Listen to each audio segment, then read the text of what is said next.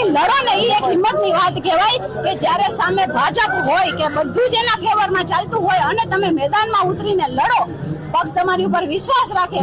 વિશ્વાસ એટલે રાખે કે એને ખબર છે કે તમે ક્યાંય વેચાઈ નથી જવાના કે એના ખોડામાં જઈને નથી બેસી જવાના. એ વિશ્વાસ કરીને પક્ષ તમને મેદાનમાં ઉતારે તો મેં મારી પૂરતી મહેનત કરી છે કે હું મારા પક્ષ માટે મહેનત કરું અને લોકો સુધી પહોંચું, જેમ કર્યું પણ છે. પણ મને એવું લાગે છે કે હજી લોકો સુધી પહોંચવાની જરૂર છે અને એમના જે વિચારો છે ને એને અમારા મતમાં કન્વર્ટ કરવાની જરૂર છે.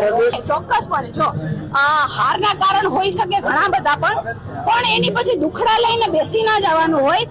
કારણ કે અમે 70 વર્ષ શાસન તો કર્યું જ છે ને, તો સામે ભાજપ વાળા પણ હાર્યા જ હશે.